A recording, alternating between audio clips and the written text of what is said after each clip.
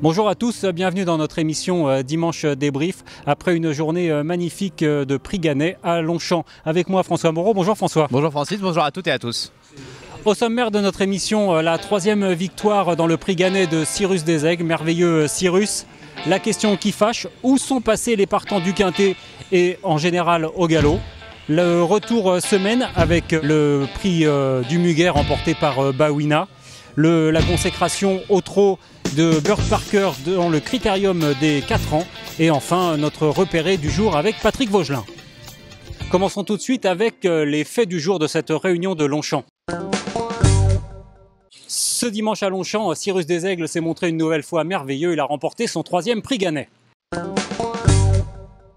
François, avant d'écouter ton analyse, on va tout de suite donner la parole à Corinne Barrand-Barbe qui une nouvelle fois était très émue après le succès de son prince charmant.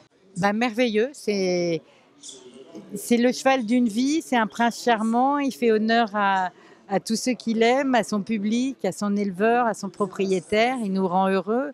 Et bon, moi je ne suis pas tellement dans le genre à douter beaucoup, mais avec ce cheval-là, j'ai jamais aucun doute, je lui fais confiance et il se fait confiance. Je pense qu'à Hong Kong, il s'était fait un petit peu mal aux pieds et du coup je me suis dit, on va le laisser complètement tranquille pendant 6 semaines.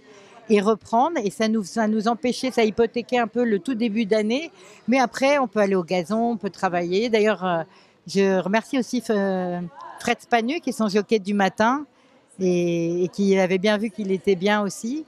Et puis après, vous montez sur un aigle, vous vous faites toute petite et puis yallah, vous le suivez. Alors François, Cyrus Desaigles qui remporte un groupe 1 à l'âge de 9 ans, c'est magique, mais est-ce que c'est quelque chose d'unique ? C'est pas unique, c'est unique sur cette distance. On a déjà vu Casabliz l'emporter à plus de 9 ans, mais faire un 9 ans sur cette distance-là, c'est unique et magique. Alors, on a été vraiment enchanté par cette rentrée victorieuse de notre chouchou Cyrus Desaigles. Est-ce qu'on va le revoir en France dans les prochaines semaines? Oui, on va le revoir dans le prix de l'Ispahan. Il va défendre son titre dans cette épreuve. Corinne Barrand-Barbe adore quand il court à Longchamp et là, il va se régaler encore. Et surtout, peut-être qu'il va tenter le Grand Prix de Saint-Cloud. Et tu n'es pas sans savoir que le Grand Prix de Saint-Cloud, Trèves devrait y participer. On aura peut-être une revanche incroyable. Cyrus Desaigles contre Trèves. Un match incroyable avec un Cyrus Desaigles donc, qui à 9 ans est inoxydable. Nous avons donné la parole à son lad qui le connaît parfaitement. Alors Zoé Gargoulot, Cyrus a-t-il changé? Non, pas vraiment. Il a pris un peu des petites manies qu'il n'avait peut-être pas quand il avait 3 ans ou 4 ans, mais ça fait longtemps que ces manies, il les change pas, il les garde.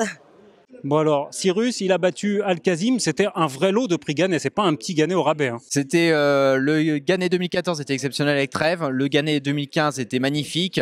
On a vu Cyrus qui prend les choses en main, il était détendu, Al-Kazim est venu à sa hanche, Cyrus l'a regardé, il a rigolé et puis il a remis un coup de rein et il s'est envolé d'une longueur.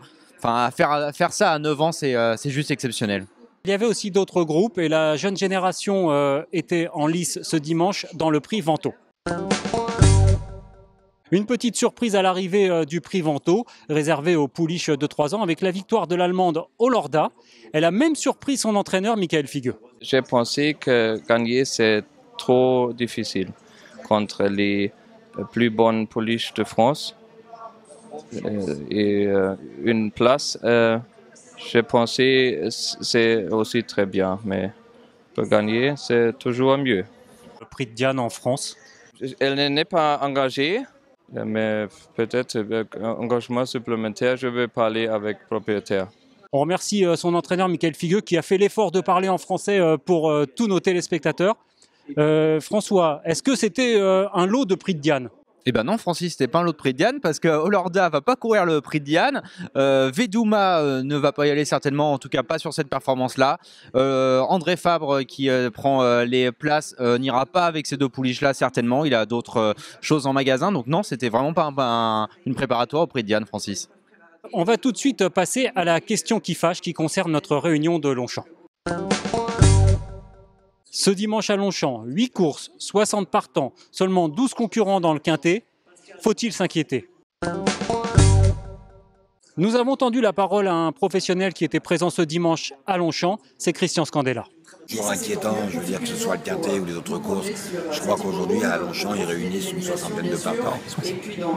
Je sais pas, ça fait réfléchir, il y a sûrement des vraies bonnes questions à se poser, mais c'est facile de les poser, mais je suis comme beaucoup de personnes, j'ai pas les réponses. Les réponses sont Enfin, j'ai un truc depuis quelques années, je pense que les taux de course suivent les courses. Et je ne sais pas si on n'a pas tué la poule aux œufs d'or. Mais bon, tout un débat auquel je ne suis pas habilité à répondre. Est-ce qu'il faut s'inquiéter de cette pénurie de partants ou est-ce que c'est une tendance de fond ? Oui, Francis, c'est inquiétant et c'est un problème de fond. Depuis le début de l'année, au premier trimestre, on est à moins 4% en plat et moins 4,5% en obstacle. Dimanche, aujourd'hui, n'était pas un cas isolé, malheureusement. 60 partants, c'est très peu. Ça fait moins de 8 partants de moyenne. Et surtout, Francis, aucun multi dans la Réunion. On sait que c'est un jeu qui est quand même très prisé par les parieurs. Et ça, c'est vraiment très dommage pour le PMU. C'est très embêtant vu que les enjeux, du coup, baissent. Est-ce qu'on a des idées de remèdes ? C'est pas facile. France Gallo est une vieille machine et c'est compliqué de tout remettre à plat. Le programme du premier trimestre est bouclé et là c'est difficile de le bouger. Je sais que François Boulard planche dessus, directeur des programmes de France Gallo, pour le second semestre. Et il faudrait trouver des solutions et comme l'a dit Christian Scandella, peut-être se poser la vraie question, est-ce que trop de courses tuent les courses ? On va maintenant passer à notre retour semaine. Alors nous commençons notre retour semaine avec le prix du Muguet et la victoire de Bawina. Bawina déjà c'était excellent, on le voit qu'elle trace une excellente ligne droite pour s'imposer, la distance est idéale pour elle et elle mérite ce groupe 2. On va tout de suite donner la parole à son entraîneur, Carlos Lafont-Parias. Le terrain ne la dérangeait pas, on va aussi évoquer son programme. Et ça ne les dérange pas, c'est évident, mais elle a gagné l'année dernière dans ce terrain-là. Après, elle a gagné aussi à Deauville, les Piles de Lioré, dans les terrains très légers. Donc bon, les terrains, ce n'est pas un problème. Elle aime bien la ligne droite et Saint-Cloud. Je crois que c'est plus mauvaise course, c'est Longchamp, la descente de Longchamp. Je ne suis pas convaincu qu'elle aime. La suite maintenant ? Et la suite, c'est pas évident. Quand on a gagné un groupe 2 pour des pouliches, on a en l'Espagne, 1850. Bon, il a Solo, que c'est un cheval des mêmes propriétaires, qui est quand même très bon aussi. Il a quand même, juste à la starter, ça fait 3 mois. Peut-être aller courir les Falmouth. On verra. Dans cette épreuve, François, que doit-on penser de la contre-performance d'Avenir Certain ? C'est triste de voir une pouliche comme ça. Jean-Claude Rouget a confirmé qu'elle n'a pas eu un bon parcours. Le numéro 1 dans les stalles de départ l'a peut-être gêné parce qu'il a dû avancer. On va la reprendre pour la prochaine fois, mais là on est vraiment resté sur notre fin.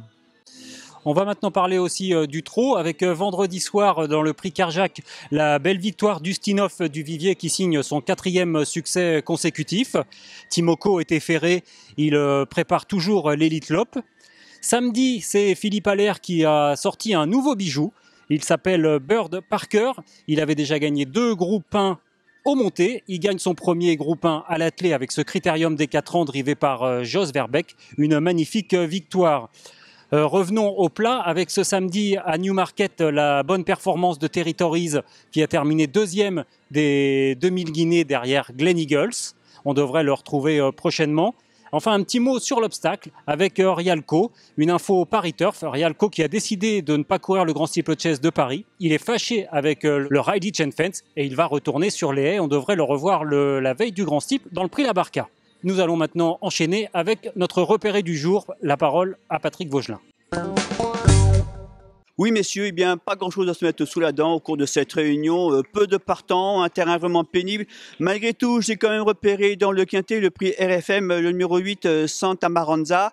Une pouliche qui a attendu à l'arrière-garde durant le parcours et qui a vraiment fourni un bel effort tout au long de la ligne droite. Sur un parcours où il n'est pas évident de revenir, la moyenne piste, c'est vraiment pas facile en général. Malgré tout, elle a prolongé son effort jusqu'au bout et a fini au pied du podium, à la 4e place. Je pense que c'est une pouliche qui s'est bien déclenchée au cours de cette saison et elle va pouvoir enlever son petit quintet pour femelle au cours de cette saison. J'y crois vraiment. Alors François, est-ce que tu as un petit cheval à suivre pour les réunions à venir, sachant qu'il va falloir être bon parce que les 2 derniers dimanches débrief, on a été plutôt en réussite. Je suis très confiant, Francis. Non, je rigole. Mais le 512 Briona dès demain à Chantilly dans la 5e course.